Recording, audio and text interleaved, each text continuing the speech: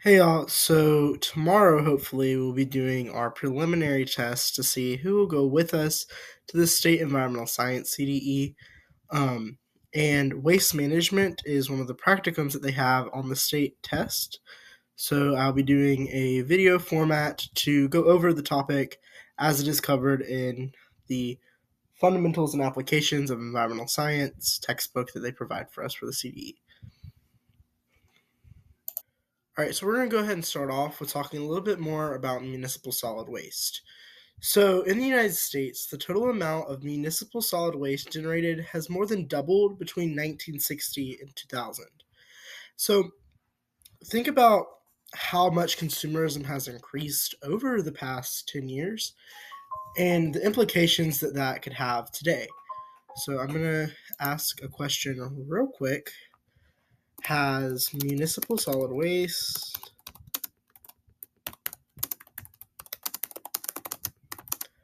doubled since the year 2000?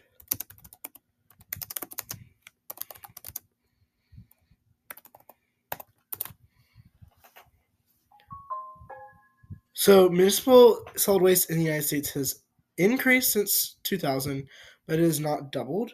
It is growing. In 2000, it was estimated at around 231.9 million tons, and by 2018, we're at 292.4 million tons. So, we are obviously consuming more. A big threat is fast fashion with brands like Shein, Temu. Um, Another would be that we're just buying more and more for trends instead of actual useful stuff that's going to last us in the long run. So that plays a huge role into what we have in municipal solid waste and how it impacts our environment. So, a lot of municipal solid waste, the majority of it is going to be coming from households. But a big source is going to be industry. So it's entirely different from industrial solid waste. Industrial solid waste is going to be like your byproducts from industry, but think about like the paper packaging, the like manufacturing goods that have to come in on pallets and other things like that that are going to not be these hazardous wastes or real like chemical byproducts. And think about there's even brands and businesses that are producing municipal solid waste. So it's a big part in what it is. So the book provides the example of the McDonald's Corporation in food service. So the book says McDonald's has shown responsible environmental citizenship over the years by using recyclable products and minimizing waste. Regardless of how careful managers are, though, such commercial operation cannot avoid generating huge quantities of solid waste. In fact, according to the Environmental Protection Agency, a typical McDonald's restaurant produces approximately 230 pounds of solid waste per day, with corrugated paper shipping boxes and food waste each contributing slightly more than one third of that total. The remaining third is plastic. So while McDonald's is ultimately one of the largest food service operations in the world, think about just how many there are and think about how many more have opened since the year 2009 when the book was written. So obviously, we are going to still see that mass amount of things coming from these businesses. All right, so the total waste stream includes both business, industrial, and household waste. So the biggest contributor to the MSW problem is still paper, followed by yard waste. So this is actually based off of a 1996 update. I will try to find an updated graph and add it. Um, so it's very possible that plastics could take it over, but from the textbook and what you'll see on the test, if we have a general knowledge or waste management practicum, is going to be that the biggest contributor of municipal solid waste is paper. Um, so those two components made up more than half of the solid waste generated in the U.S. each year. Um, with all other materials making up slightly more than 46% of the total. So, how do we dispose of so much solid waste? Um, so, obviously, recycling has really grown a lot. From 1960, it was at a 6.4% of municipal solid waste was recycled, and by 2000, the rate had gone up to 30%. Um, so today, it's likely that it's gotten higher. We have more advanced methods of recycling, and we're finding new ways to make recycled materials that can be used again and again. Okay, so with all this talk about the U.S., you kind of wonder, where do we stand on an international level? Unfortunately, the United States is going to be the biggest culprit in terms of trash generation among major developed nations, but also the largest amount on a per capita basis. That means that um, people in the United States, on average, each person is producing more waste than the people in other countries. But the good news is that the United States has been leading the way in recycling, and we are seeing an uptick in recycling.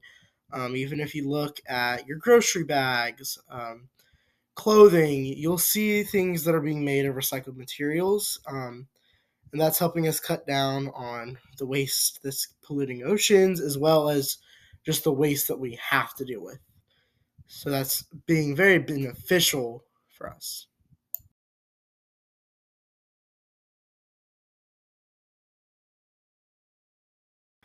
So there are three general types of solid waste. So there's hazardous, non-hazardous, and radioactive. The state of Pennsylvania's definition of hazardous waste is typical.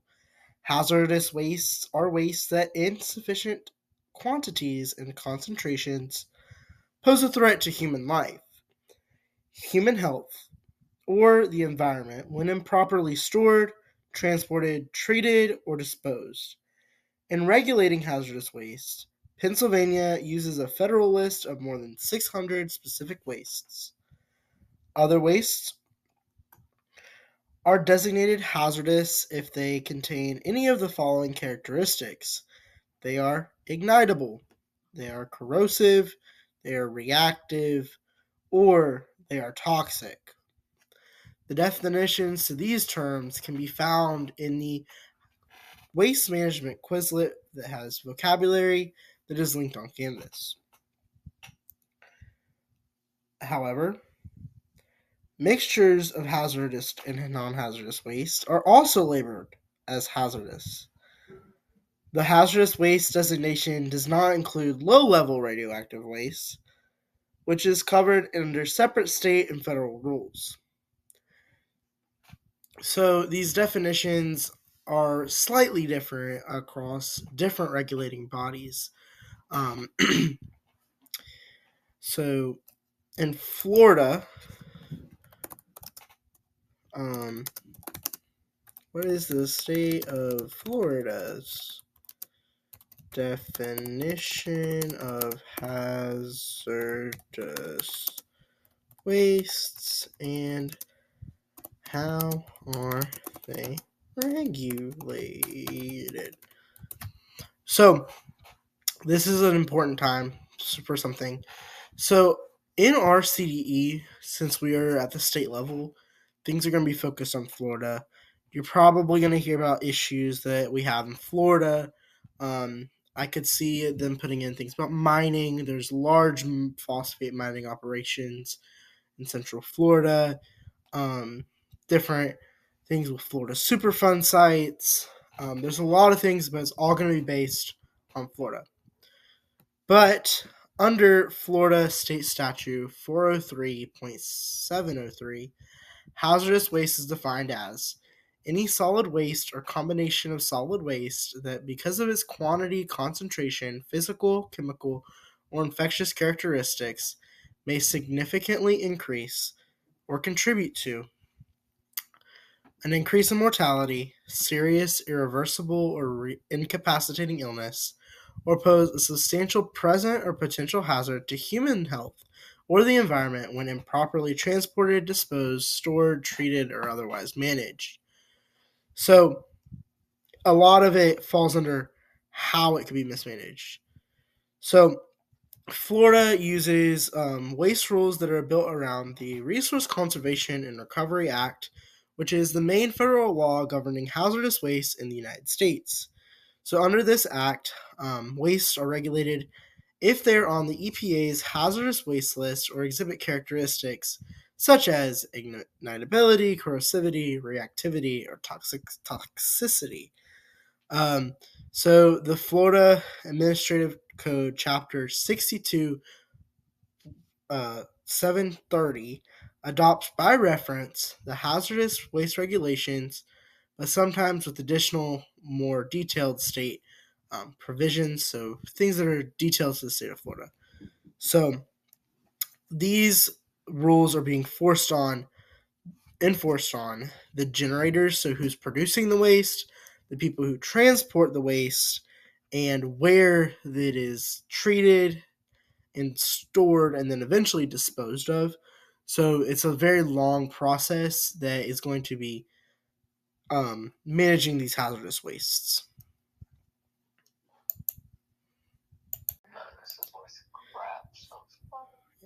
So under Florida law, part of the Chapter 404 Florida statutes, radioactive waste is defined as any equipment or materials that are radioactive or have radioactive contamination and are required under laws, regulations, or licenses to be stored, treated, or disposed of as radioactive waste.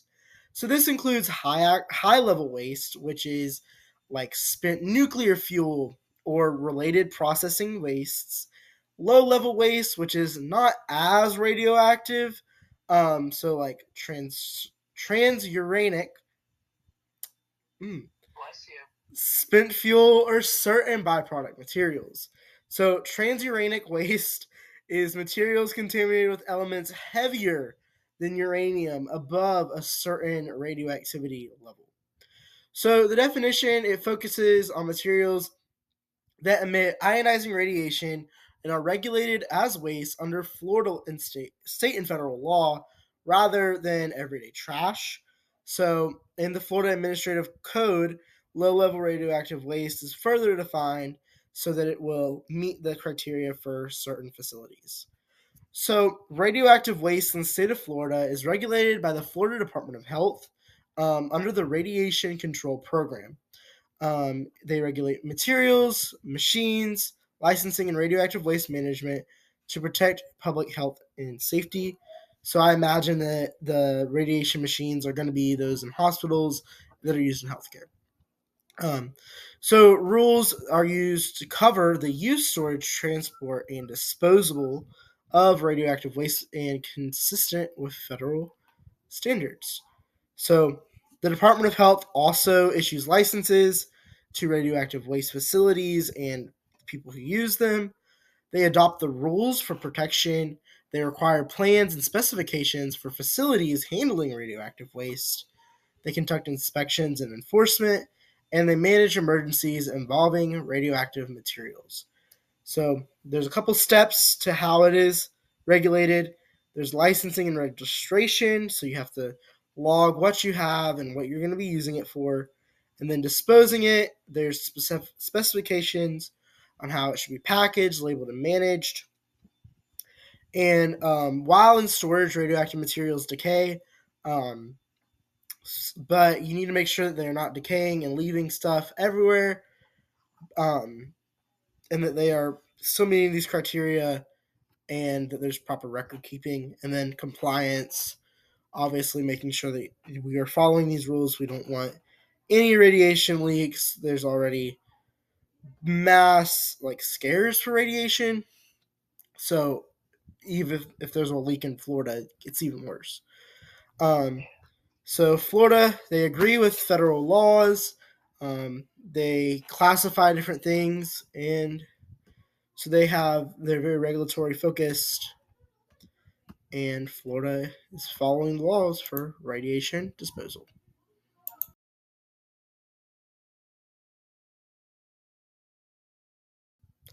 In general, there are a few types of radioactive waste that are widely recognized.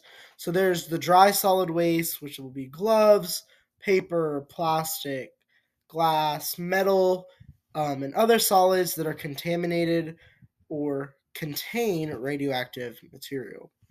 There's liquid waste, which is organic and aqueous liquids containing radioactive material. Liquid waste must be separated from solid waste, and organic and aqueous liquids must be stored separately in appropriate containers. Um, Liquid scintillation vial waste. So, cap scintillation vials containing either organic or biodegradable scintillation fluid contain contaminated with radioactive material. So, scintillation is essentially the process of like making things react to produce light. So if there's like radioactive waves of light, that would be where that's mainly the case in those vials. And then radioactive sharps are the radioactive contamination of syringes, needles, surgical equipment, and other articles which have the potential to cut or puncture human skin. Obviously, you aren't going to want something that is radioactive under your skin. So, moving on to non-hazardous waste, this is going to be anything that does not fall into the hazardous or radioactive waste, and this can be anything from municipal waste, but it can also be some industrial waste products are going to be non-hazardous. They don't affect human life, like they don't have corrosivity, ignitability. Those things, they're not radioactive. They're just normal. They're not going to hurt you. But that is it for the types of solid waste.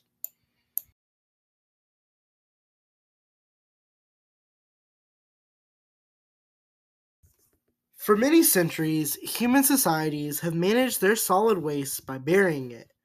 In fact, archaeologists, scientists who study human history, freely admit that archaeology is largely the science of studying trash because most ancient artifacts are found in either burial sites or in old trash disposal sites.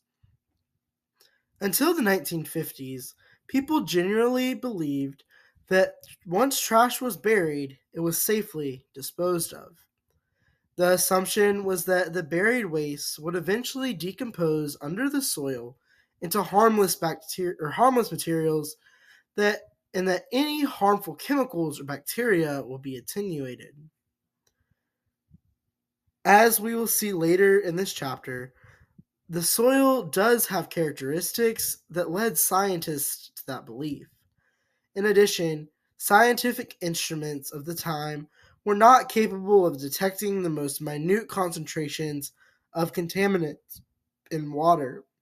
Thus, the damage being done by waste decomposition and drainage into the groundwater was not easily detected. As long as that belief prevailed, solid waste disposal was a simple process. We simply dug a hole, placed the trash in it, and covered the hole with soil. For an individual home, the waste might be burned and the residue buried in a small ditch or hole. To dispose of the solid waste hole from a city simply meant hauling it to a rural area, digging a huge hole with bulldozers, dumping the trash, pushing a layer of soil over it, and packing the whole mess down by driving the bulldozers over the top. For a city, the waste might be buried in a huge open air pit and eventually covered with soil. As rain percolated through the open trash or the soil covering, people assumed the waste decayed and that the soil underneath took out any harmful chemicals. The term dump or trash dump is still commonly used to describe solid waste disposal sites, although sanitary landfill is probably a more appropriate description. As the late mid 60s, as late as the mid 60s, that was the way almost all solid waste disposal was done in the US. In many parts of the world, in some parts of the US, solid waste disposal is still accomplished by using that method. The process was quick, cheap, and easy to manage. Many smaller towns and rural areas used even simpler and cheaper methods, such as dumping the trash down the side of a hill or in a small valley and allowing it to decompose in the open. Starting in the mid 50s, however, several important studies revealed that significant amounts of water percolate through landfills, that water picks up and transport minute particles of contaminants and biological agents such as bacteria and viruses and dissolves water soluble chemicals. The water enters the landfill mostly from rain and melting snow. Once it moves through the buried materials, it is known as leachate. From there, the leachate percolates downward until it either flows out of the landfill as seepage or enters the groundwater. Once contaminants are in the groundwater, they remain there indefinitely or until the water is removed for human use.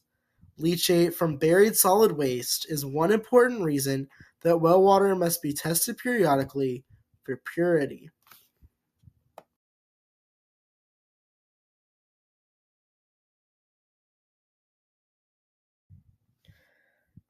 What is a landfill?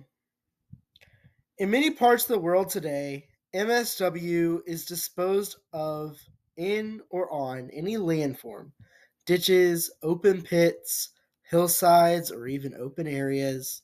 It may or may not be burned, and it may or may not be covered with a soil layer. A landfill is an open area into which garbage is placed and where it is to be covered by a layer of some other material, typically soil. Until the 1950s in the US, landfills were typically open fields or along a slope. Earth moving equipment, such as bulldozers, might scoop out a long trench or a large flat area. Waste would be deposited in the opening. Often the waste will be burned to decrease the volume of materials. The soil that had been removed would then be pushed back over the partially burned garbage to bury it. Often, heavy equipment would drive over the top of the covering to pack down the material, such as much as possible. With research that demonstrated the damage to the environment from leachates as well as environmental concerns, however, much more restrictive regulatory requirements and much more sophisticated landfill designs were developed.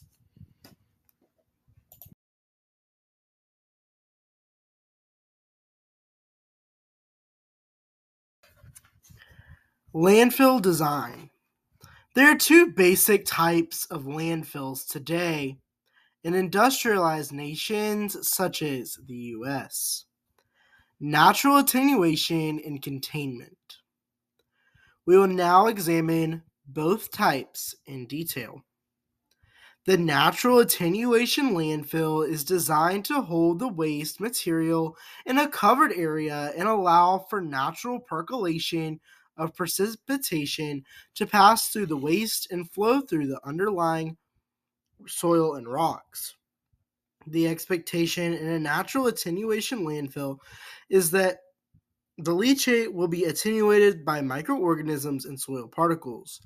Although research has clearly shown that leachate can damage the groundwater and cause other environmental problems, certain kinds of MSW can be safely disposed of in natural attenuation landfills. Municipal solid waste can be of three kinds: hazardous, radioactive, and non hazardous.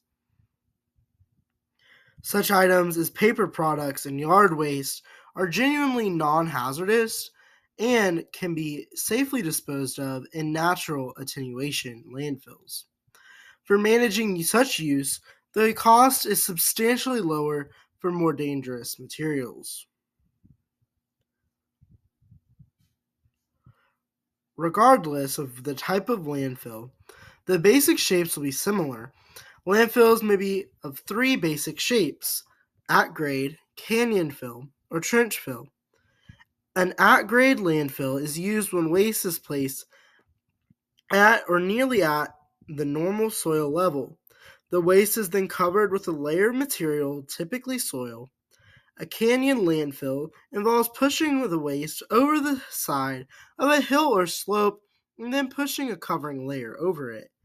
In both the canyon fill and at grade landfills, a berm of soil is constructed to contain the waste.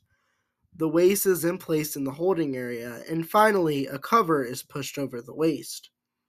The most common kind is a trench fill landfill, in which a trench is formed by removing the soil. The waste is placed in the trench, and the soil that had been removed is used to form the final cover.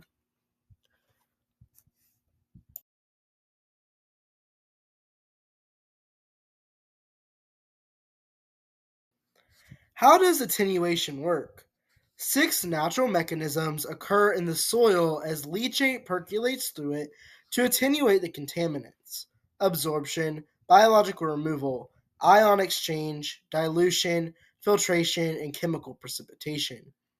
Absorption is the process by which the molecules of a chemical adhere to the surface of some other chemical or material. Clay is particularly important in this process because clay is made up of extremely small particles. A given volume or weight of it has a huge surface area compared to the same volume or weight of sand or gravel. The increased surface area, as well as other chemical and physical properties of clay, means that many of the contaminants in leachate simply adhere to clay particles so tightly that they are permanently removed from percolating water. Biological removal takes place when bacteria, fungi, or other soil microorganisms break down or absorb the leachate constituents. Soil microorganisms use some of the materials we would consider contaminants as food. Other chemicals are converted into materials the microorganisms need to survive. Still, other materials are simply oxidized by the microorganisms into harmless products. In particular, carbonaceous wastes are broken down by microorganisms and releases carbon dioxide to become carbonic acid, which then breaks down still more of the harmful constituents of the leachate. From basic chemistry, we know that ions are charged molecules or atoms. Because clay particles are extremely small, they are chemically active and extremely important in ion exchange. This process neutralizes part of the constituents in leachate. Hold on.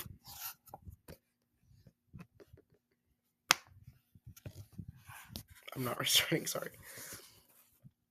And leachate by changing the molecular structure of the ions involved in the exchange. Dilution simply means that the concentration of the leachate is decreased by mixing it with large quantities of water. Too heavy a concentration of even the most harmless of chemicals may be dangerous.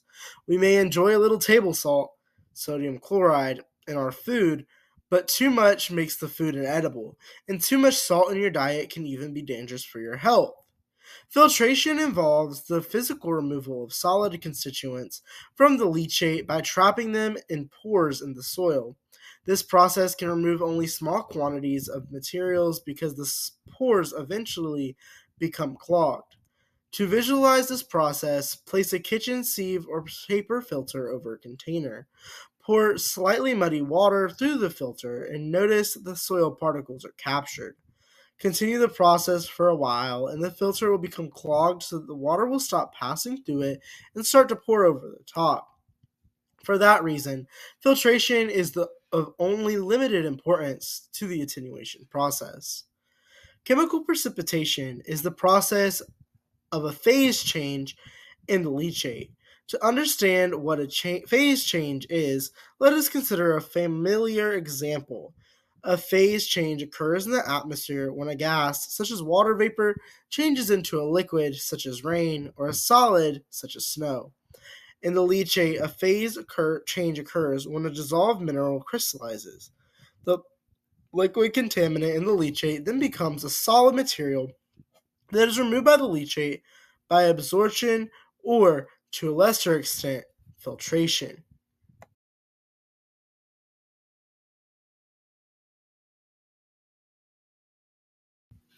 a reading from Environmental Science Fundamentals and Applications by DeVere Burton. Containment landfills. A containment landfill is designed to maximize the seepage of leachate into surrounding soil and groundwater. The term minimize seepage is key in this regard. Ordinary landfills will never provide containment to the point that seepage is prevented from entering the environment. This type of landfill that is required for any solid waste that may contain hazardous waste. Total containment is necessary for extremely hazardous and radioactive wastes. The discussion in this section does not apply to total containment waste management. These extremely hazardous materials are disposed of in deep shafts, salt beds, and other extreme locations. A natural attenuation landfill can be made into a containment landfill by the addition of some sort of liner that restricts water from percolating in a natural way. The liner can be natural, such as heavy compacted clay or bentonite soil.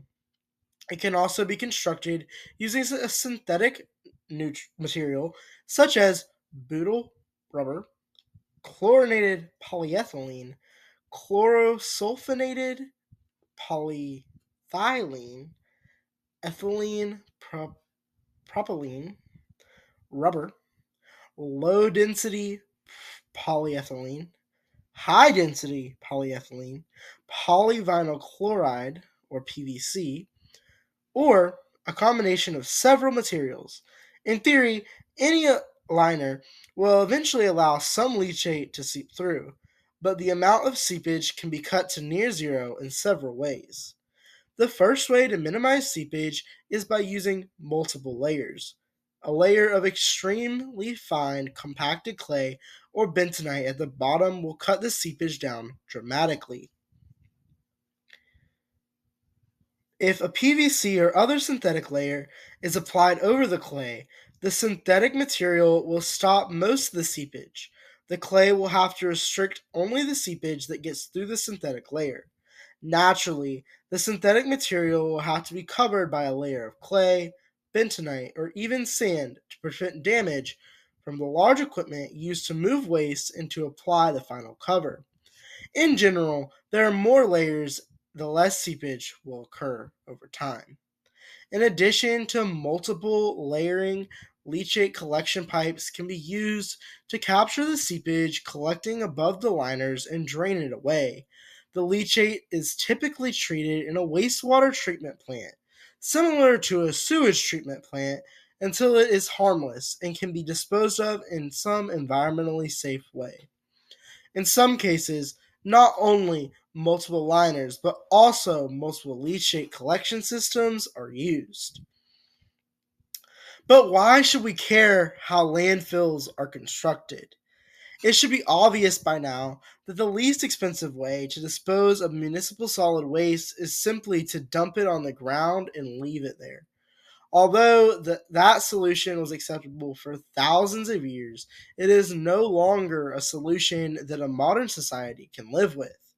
The next cheapest way is to push it over a canyon wall and cover it with a layer of soil or bury it in a trench.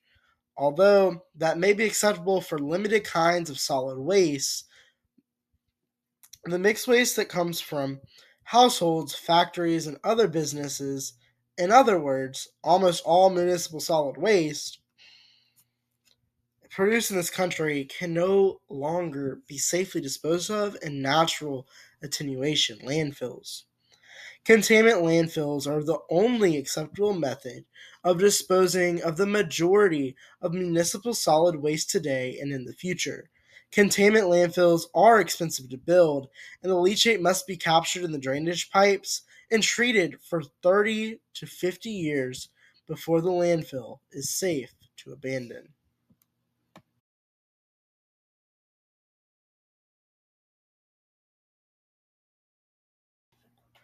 My name is Luke, and you're watching our Canvas page.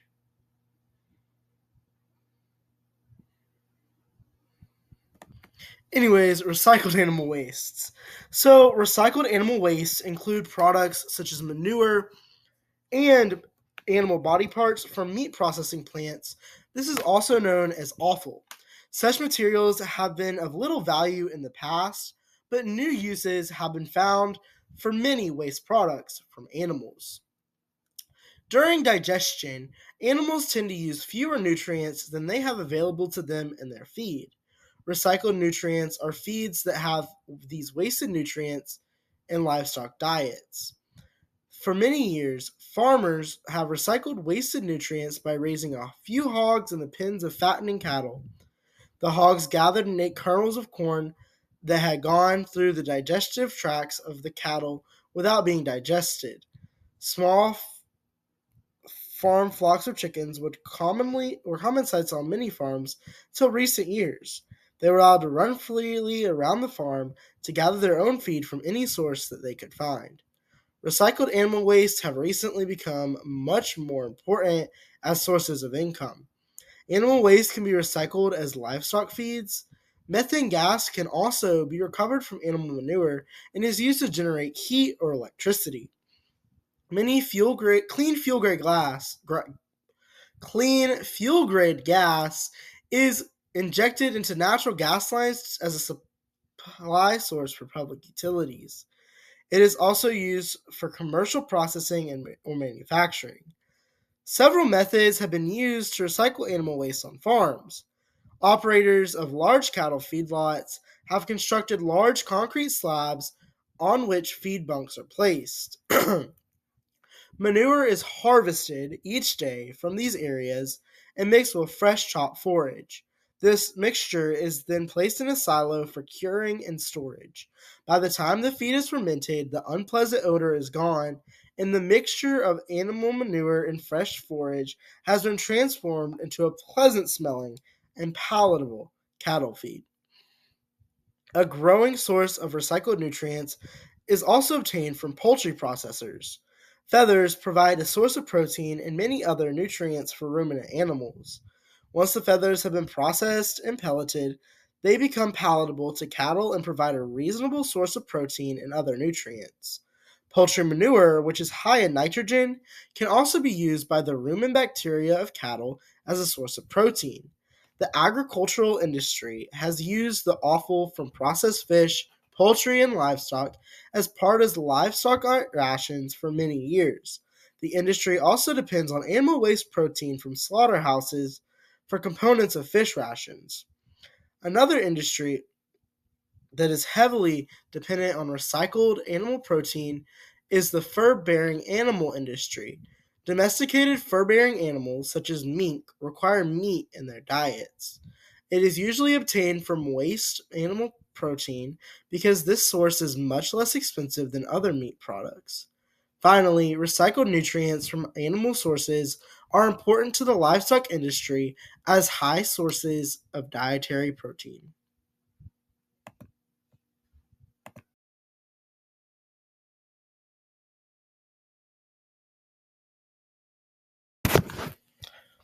Welcome back to my channel, guys. So today we're going to be talking about why recycling is good for the planet.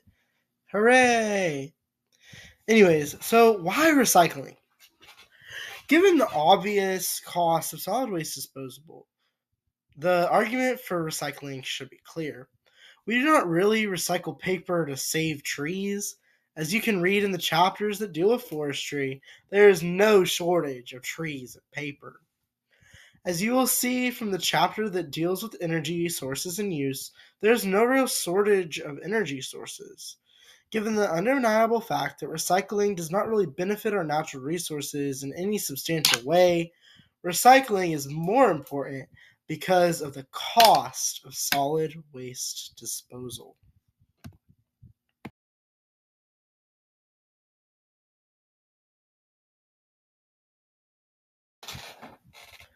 Looking back, waste materials become a major problem in many of the industrialized nations of the world. They do not just go away when we are finished with them. Solid waste consists of non-liquid, non-soluble materials ranging from municipal garbage to industrial waste that contain complex and sometimes hazardous substances. The generation of solid waste in the United States continues to increase as a result of a growing population and alarming trends that focus on blatant consumerism overuse. Many of these waste materials are placed in landfills. There is no shortage of land on which landfills could be constructed. There is, however, a severe shortage of communities in which people are willing to allow a landfill to be constructed. Would you want a landfill in your backyard? Most people would not. The cost of constructing a multiple line containment landfill is tremendous. After all, it's constructed Even after it's constructed, when the landfill is closed, the cost of capturing the leachate and treating it go on for as much as half of a century. Recycling waste materials is an alternative to landfills and is becoming an important way to reduce the amount of solid waste.